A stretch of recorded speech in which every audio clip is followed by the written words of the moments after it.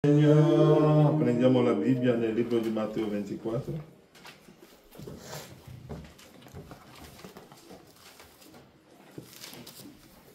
Leggiamo dal versetto 6.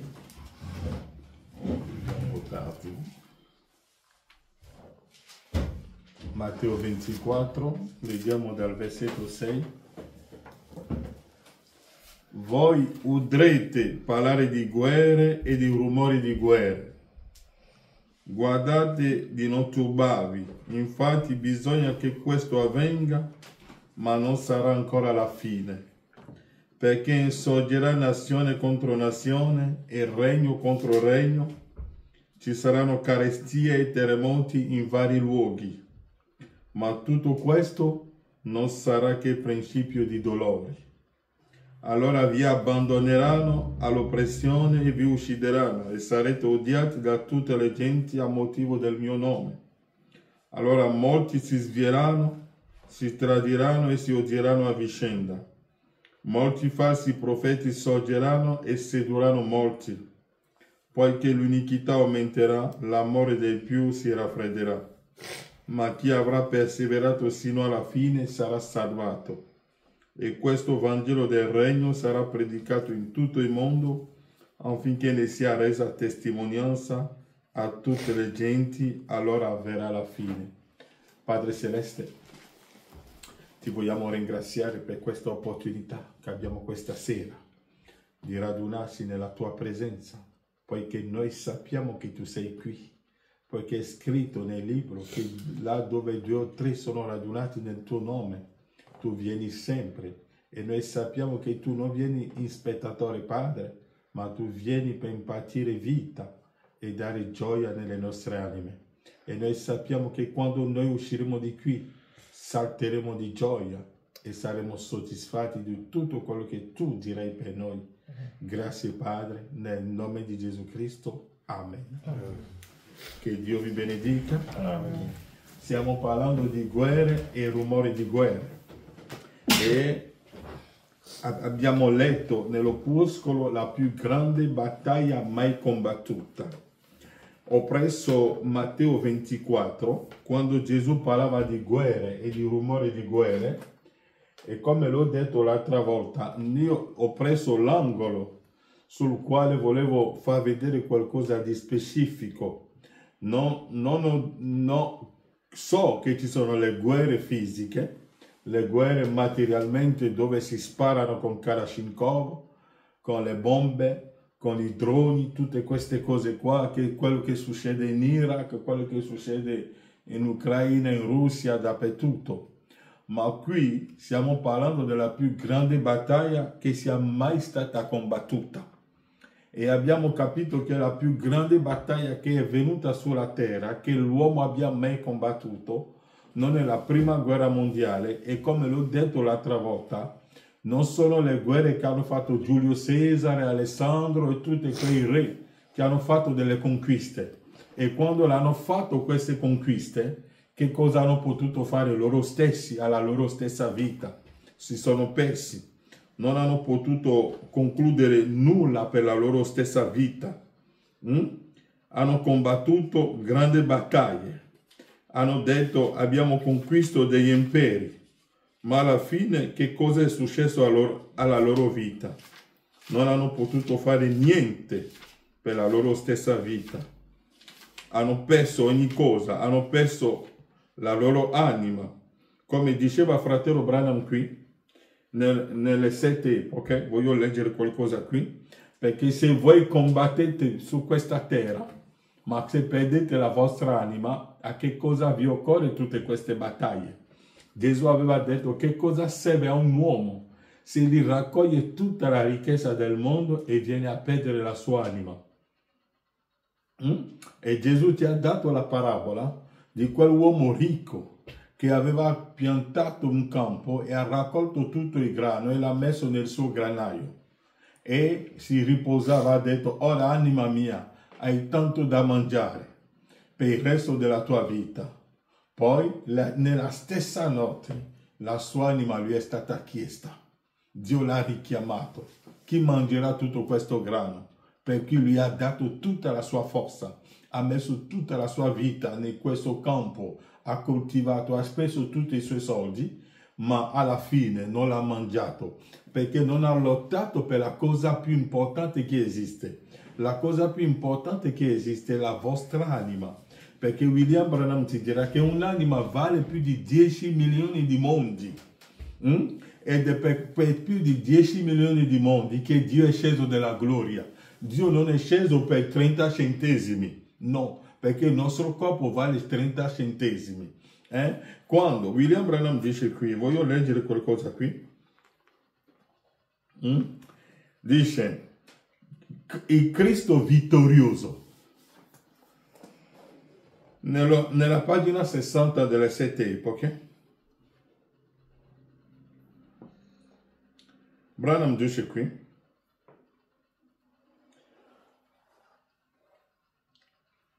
tutto è stato superato. Eccolo qui, il potente conquistatore. Qui c'è colui il quale conquistò entrambi i mondi.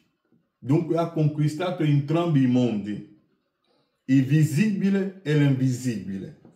Non come Alessandro, il quale conquistò il mondo all'età di 33 anni e non conobbe in maniera alcuna per smettere di conquistare, e così morì vittima del peccato e della vita dissoluta. Non come Napoleone, che conquistò tutta l'Europa, ma alla fine venne sconfitto a Waterloo e confinato a Elba, solo per ritrovarsi conquistato. Ha conquistato tutta l'Europa, poi è stato conquistato lui stesso, perché l'hanno vinto, ha perso la guerra ed è morto. Ma la sua anima dov'è? Però niente può conquistare Cristo. La morte non ha potuto conquistare Cristo. Niente può conquistare Cristo. Colui che è sceso è ora sceso sopra tutto e a lui è stato dato un nome che è al di sopra di ogni nome. Sì, e lui conquistò la morte, l'inferno e la tomba, e perciò ne detiene le chiavi. Cioè che li scioglie è sciolto e ciò che li lega è legato. Non v'è nulla che possa cambiare questo. Prima di lui non vi fu mai un conquistatore e oltre a lui non v'è né altro. Egli solo è Salvatore, il Redentore. Egli è l'unico Dio e il suo nome è Signore Gesù Cristo. Alessandro il Grande ha conquistato. A 33 anni è morto in una vita dissoluta. Ha perso tutto. Tutto il regno che ha conquistato è andato a vento. Dove è la Grecia oggi? Che fine ha fatto la Grecia oggi?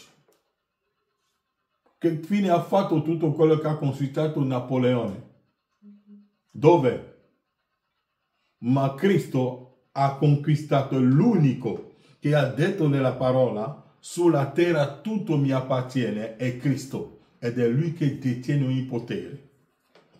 E per questo che noi ci fidiamo di lui e ci riposiamo in lui. Dunque la più grande battaglia che il mondo abbia mai... Voi sentirete parlare di guerre. Branham dice qui, ora, nell'opposto la più grande battaglia mai combattuta. Ora sapete che abbiamo avuto guerre dopo guerre e rumori di guerre. E se la terra resisterà, avremo molte altre guerre. Ma vi rendete conto che in realtà ci sono solo due potenze in tutto l'universo? Tutta questa guerra che sta avvenendo sulla terra, sono due potenze che stanno combattendo. E abbiamo visto che quelle due potenze che si stanno combattendo è Dio e Satana. E abbiamo letto che il peccato non è iniziato sulla terra, ma abbiamo letto che il peccato è iniziato nella gloria. L'abbiamo letto l'altra volta, che la battaglia è iniziata nel cielo, dove Satana aveva un altro programma. Ha presentato un altro programma che era diverso dal programma di suo creatore. Lui aveva altri pensieri, voleva il suo Eden. Ecco l'Eden di Satana, ecco qua. Lui voleva un'altra civilizzazione, lui voleva un altro mondo, voleva altre cose. E allora è iniziata una guerra. E abbiamo letto nel libro di Ezechiele 28 che Satana e Lucifero, prima di diventare Satana, si chiamava Lucifero. E Lucifero significa il portatore di luce. E Ezechiele ci ha detto che Satana era perfetto nelle sue vie, finché l'iniquità è stato trovato in lui. E abbiamo visto che l'iniquità che cosa significa? L'iniquità è che tu sai il bene, ma tu lo rigetti e fai il contrario. Satana conosceva il pensiero di Dio, Satana conosceva il programma di Dio, ma invece di attenersi al programma di Dio, Satana ha rigettato il programma di Dio e si è preso il suo stesso programma. Allora lui è diventato l'oppositore, lui è diventato l'opposante, come si dice? Lui si è opposto a Dio, è diventato l'avversario di Dio. E per questo che la parola Satana significa l'opposante, come si dice? L'opposizione, colui che si è opposto a Dio. E non si è opposto al programma di Dio, al pensiero di Dio. Dunque, è questo. È la più grande battaglia. Non, come l'ho detto, Gesù ha detto che voi avrete guerre e rumori di guerre. E quando la guerra è iniziata nella gloria, abbiamo visto, come lo dicevo l'altra volta, che la guerra non è una guerra eterna, perché qualsiasi cosa avrà una fine. E noi vedremo quando è che Satana e Dio devono smettere la loro battaglia. È una battaglia, c'è un vincitore. Leggiamo un po'. Ora sapete che abbiamo avuto guerre dopo guerre e rumori di guerre, e se la terra resisterà, avremo molte altre guerre. Ma vi rendete conto che in realtà ci sono solo due potenze in tutto l'universo, di tutte le nostre differenze fra nazioni e differenze tra di noi, e tutto arriva a due potenze. Ci sono solo due potenze. Ci sono solo due regni, due potenze e due regni. Tutto il resto, piccole cose minori, sono connesse a essa o all'altra di quelle potenze. E quelle potenze sono la potenza di Dio e la potenza di Satana. Ecco cos'è. Ogni guerra, ogni disordine, tutto ciò che capita è controllata dalla potenza di Dio o della potenza di Satana, perché quelle sono le uniche due potenze che si siano, e quella è la potenza della vita e la potenza della morte. Ora sono le uniche due potenze, e credo che la più grande battaglia che sia mai stata combattuta stia per entrare in azione. Credo che Dio abbia selezionato i suoi soldati, credo che Egli li abbia addestrati e il fronte di battaglia è disposto, preparandosi a cominciare. Dunque, per andare in guerra bisogna avere soldati, bisogna avere dei uomini ben preparati. E Branham dice, paragrafo 62, questa prima grande battaglia che fu combattuta cominciò in cielo, quando Michaele e i suoi angeli lottarono contro Lucifero e i suoi angeli. La prima cominciò, la prima battaglia fu in cielo, perciò il peccato non ebbe origine sulla terra, ebbe origine in cielo. E poi fu buttato giù dal cielo, quando Lucifero ha perso la battaglia in gloria, egli fu buttato sulla terra. E quando è stato buttato sulla terra, e poi fu buttato giù dal cielo, scacciato dal cielo sulla terra e cadendo sugli esseri umani. Allora la battaglia dai angeli divenne battaglia umane e Satana venne per distruggere la creazione di Dio, ciò che Dio aveva creato per se stesso. Satana lui era venuto per distruggerlo. Ecco qual era il suo scopo, era di distruggerlo. Allora iniziò la battaglia qui sulla terra e iniziò in noi ed è infuriata da allora. Dunque, le guerre, e avevo dimostrato l'altra volta, perché ho preso Matteo 24.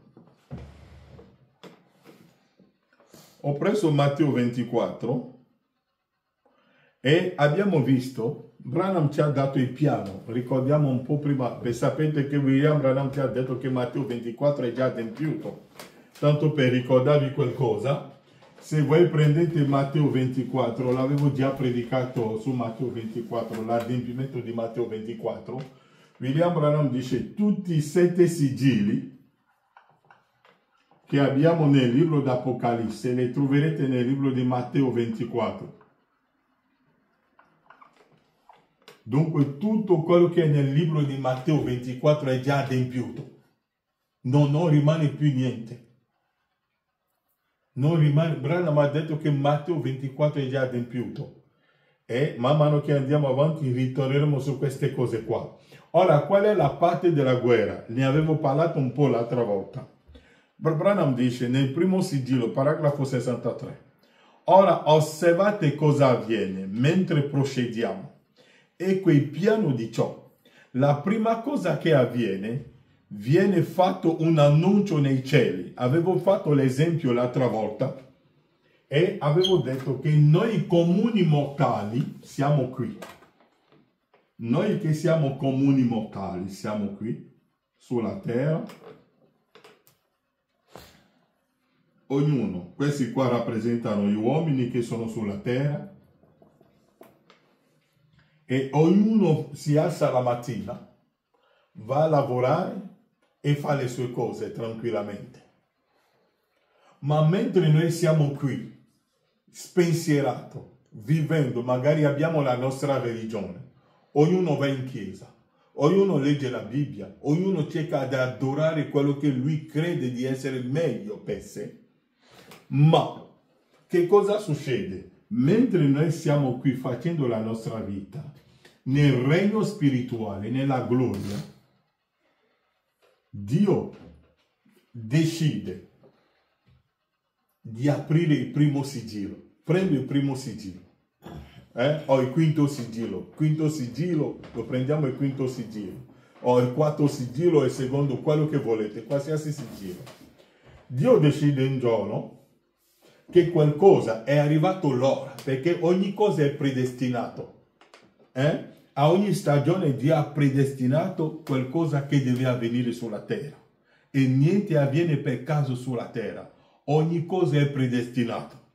Vedete che Donald Trump ha detto che deve mettere tasse su tutti. Tutto questo non è nuovo, è già predestinato nel piano di Dio, perché siamo in cammino per il Mare Rosso. Tutti devono finire nel Mare Rosso. Pensano di essere intelligenti. Lui pensa che mettendo i tassi, lui risolve il problema dell'America, ma non sa che ormai William Branham ha dichiarato che da 1977 tutto il sistema della Terra è caduto. Tutti i sistemi sono finiti. Non c'è più niente che funziona. Non c'è più intelligenza umana che può risolvere qualsiasi cosa sulla Terra. Ormai è finita la storia della Terra. È per questo che io non prego né per la Terra né per niente, perché tutti andranno a finire nel Mare Rosso. Allora, tutti sono qui. Noi siamo qui comuni mortali.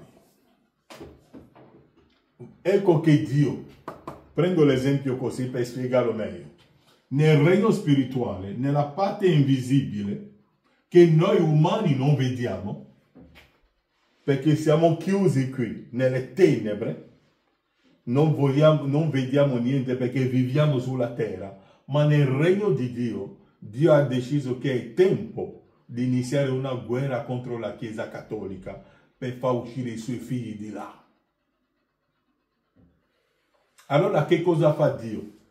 Dio apre il mistero del regno. apre il sigillo, supponiamo che è aperto perché Lutero è sotto il stesso sigillo. Dio decide, ora il stesso sigillo si va avanti e che si inizia. Che cosa succede? Dio apre il mistero nel regno.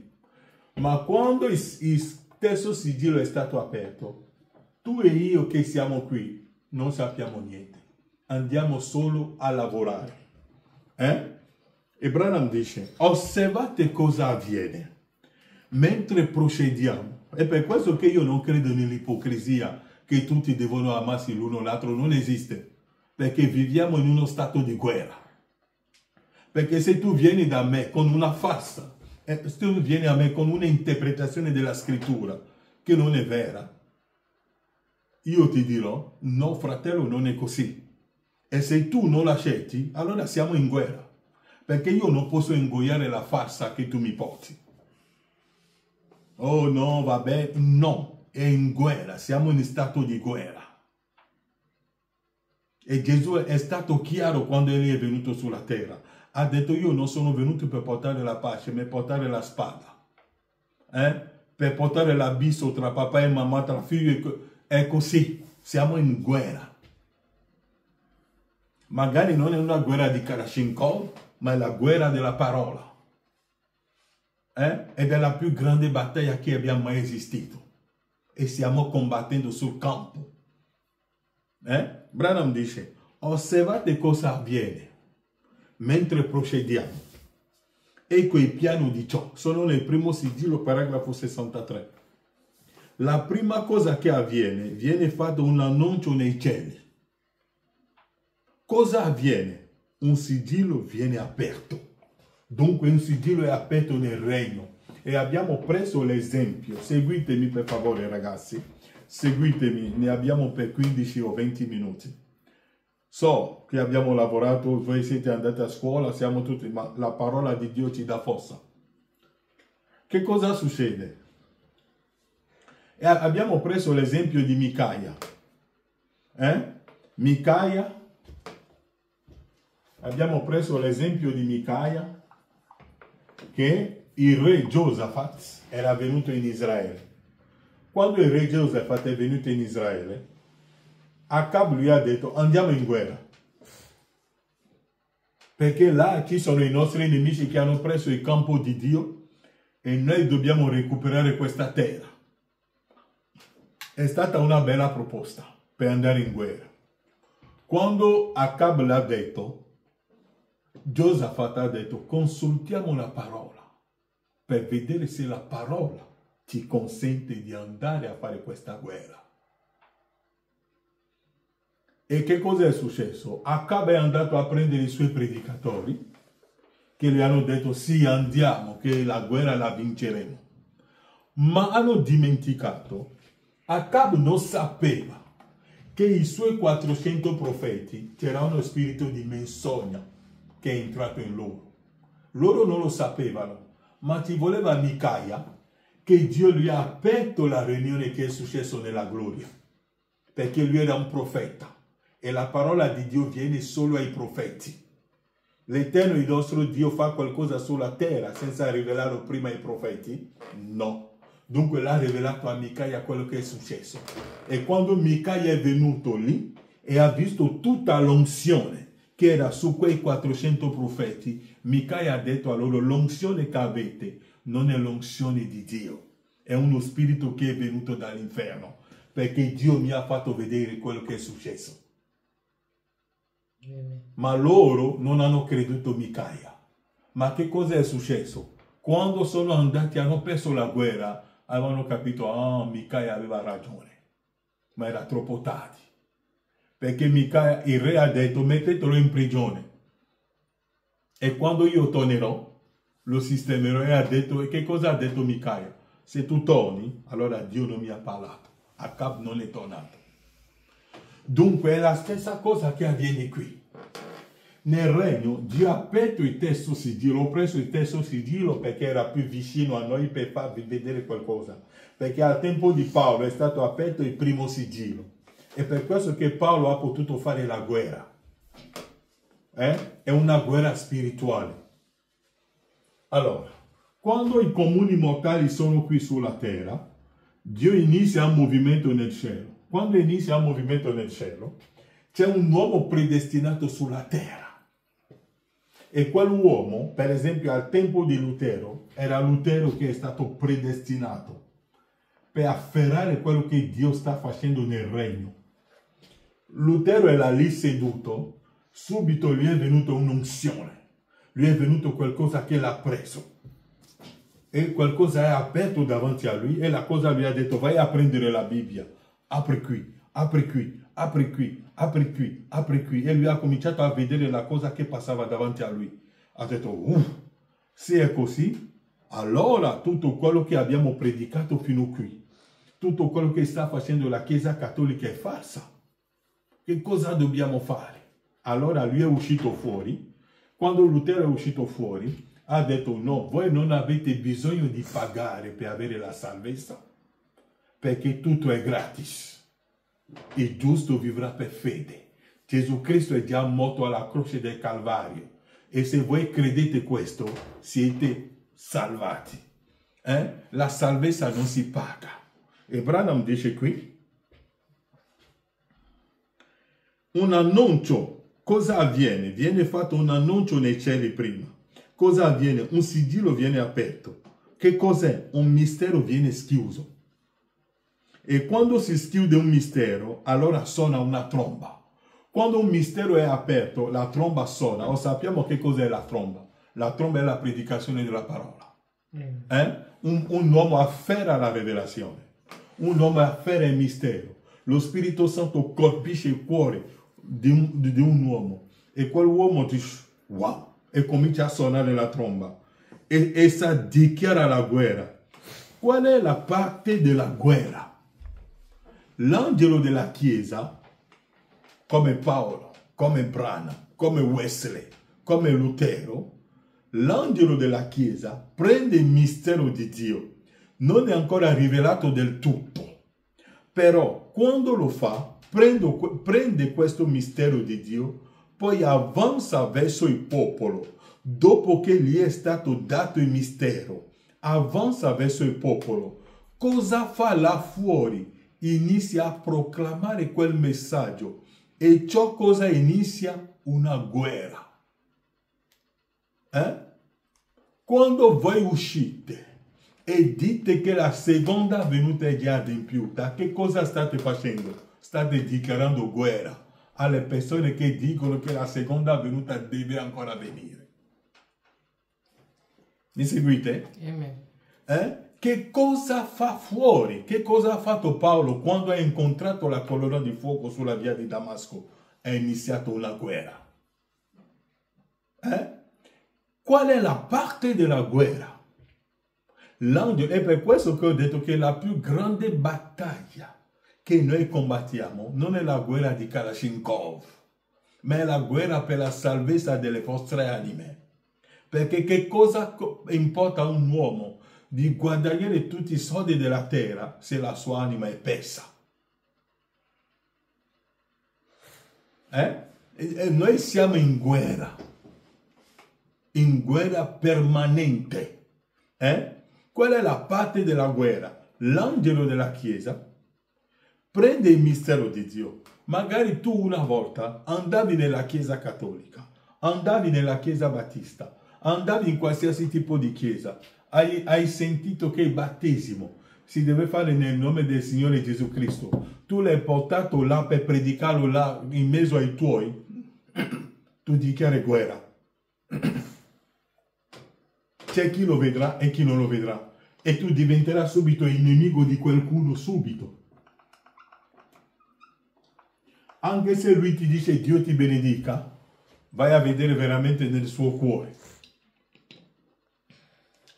Perché quando il nostro Signore Gesù Cristo predicava e faceva uscire le cose vere, la Bibbia dice che i farisei, i predicatori dell'epoca, digrignavano i denti contro di lui. Erano arrabbiati nei loro cuori e cercavano il modo di ucciderlo. Ecco la guerra, la vera guerra è questa. Qual è la parte della guerra? insisto su quella citazione qui. Qual è la parte della guerra? L'angelo della Chiesa prende il mistero di Dio. Tu e io che siamo comuni mortali, siamo qui camminando sulla terra. Ecco che esce Lutero e viene fuori e dice: la comunione che vi dà la Chiesa Cattolica è falsa, non è vero. Non dovete pagare soldi per andare nel cielo. La seconda venuta è già adempiuta. Il millennium non è come è stato predicato. Il rapimento non è come i pastori. Ah, no, noi aspettiamo ancora i 144.000. No, noi veniamo per dirgli che è già adempiuto. Quando parliamo così, che cosa dichiariamo? La guerra. E i fratelli con cui una volta vi salutate, si crea un abisso. E per questo che quando l'uomo ricco era lì, e Lazzaro era nei seni di Abramo, ha detto: oh Lazzaro, puoi darmi un po' d'acqua? Abramo gli ha detto: no, c'è un abisso tra di noi, non possiamo avere comunione. E quell'abisso esiste oggi sulla terra. Se tu vuoi avere amicizia, allora tu devi nascondere quello che sei realmente. Ma noi non possiamo, al punto in cui siamo arrivati, non possiamo più nascondere la nostra vera natura. Qual è la parte della guerra? Insisto molto su questa citazione qui, per vedere qual è la parte della guerra. L'angelo della Chiesa prende il mistero di Dio, non è ancora rivelato del tutto, però quando lo fa, prende questo mistero di Dio e poi avanza verso il popolo, dopo che gli è stato dato il mistero. Avanza verso il popolo. Cosa fa là fuori? Inizia a proclamare quel messaggio. E ciò cosa inizia? Una guerra spirituale. Avete visto la guerra? Ecco la vera guerra. Non è la guerra di Putin, non è la guerra di Zelensky, non è la guerra di Biden. Quelle là non sono guerre. Quelle là sono cose piccole. Perché se tu ti sparino con Kalashnikov e tu muori, tanto poi tu morirai comunque lo stesso. Ma qual è l'anima dove va? È la guerra spirituale per la salvezza dell'anima. E come l'ho detto all'inizio, non è una guerra eterna. Quando è che finirà la guerra tra Satana e Dio? Leggiamo qualcosa qui, poi lo svilupperemo più in avanti domenica.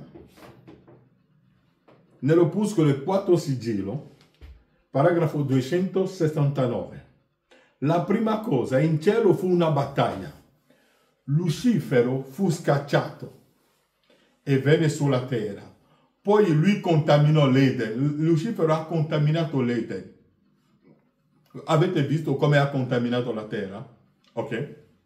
Così da allora in poi è stato stato a contaminare. Ed ora la battaglia in cielo s'arriva, dalla battaglia in cielo s'arriva alla battaglia sulla terra e deve essere portata a termine sulla terra.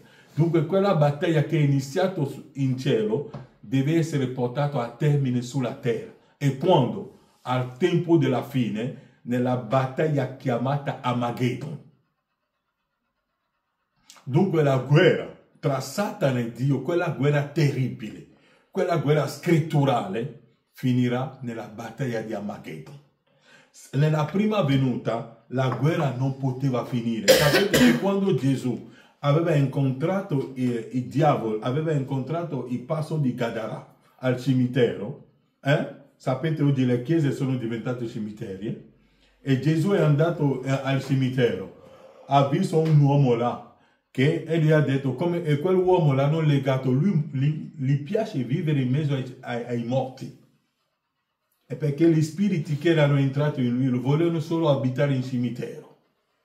E Gesù, arrivato in quel cimitero, ha visto questo uomo. E che cosa gli ha detto? Che cosa gli spiriti che erano questo uomo gli hanno detto?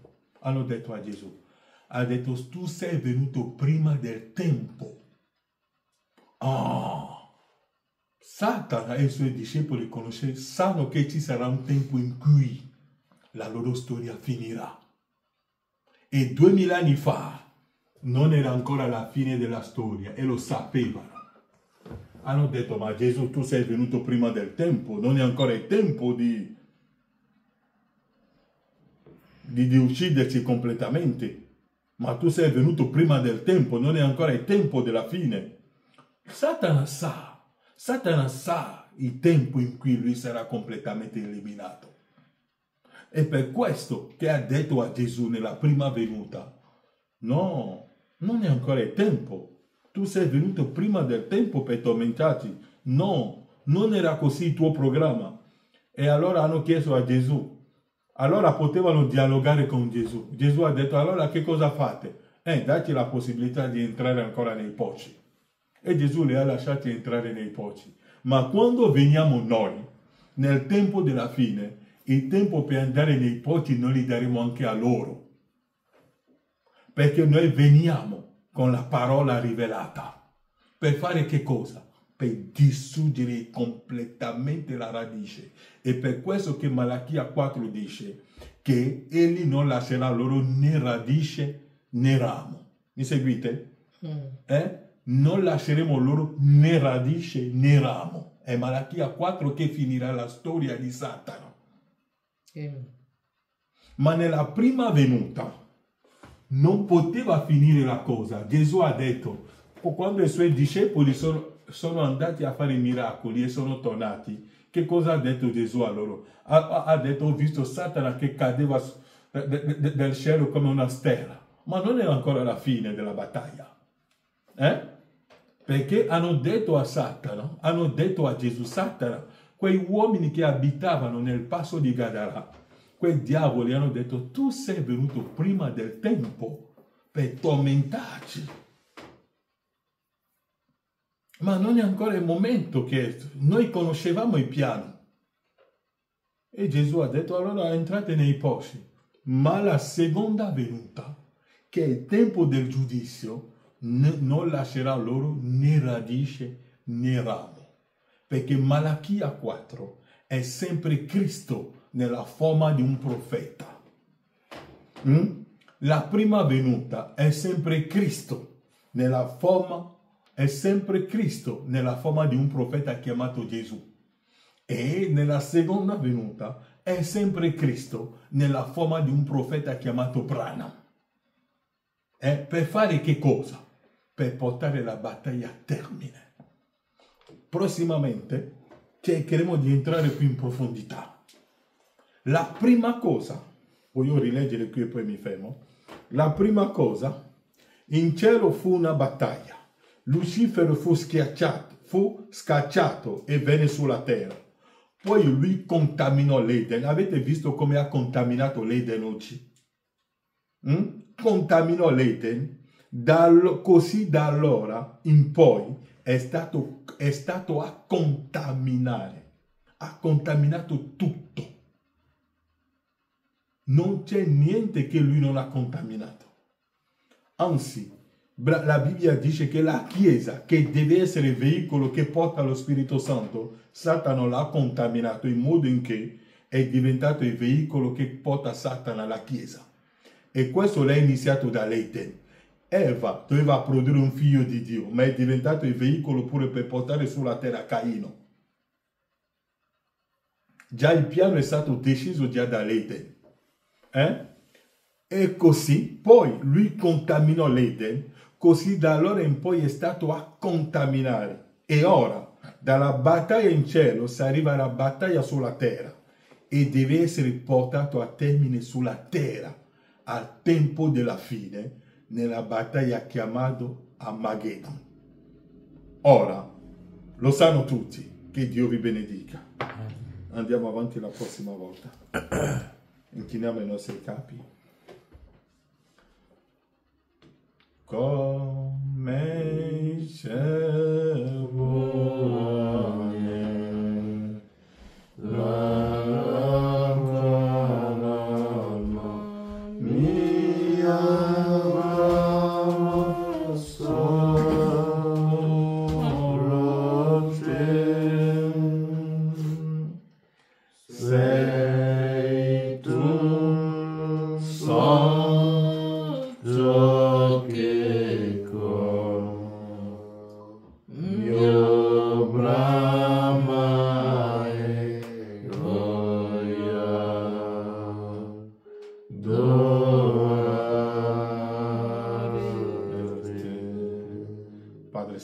Padre, ti ringraziamo per la tua parola, per queste belle cose che tu doni alle nostre anime.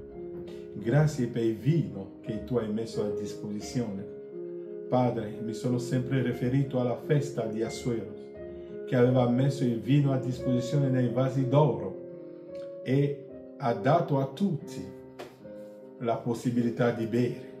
E Padre, noi siamo venuti, non siamo stancati di bere, continuiamo a bere, Padre, poiché l'unica cosa che ci dà la gioia, che ci dà la stimolazione, è il vino che tu ci hai donato oggi.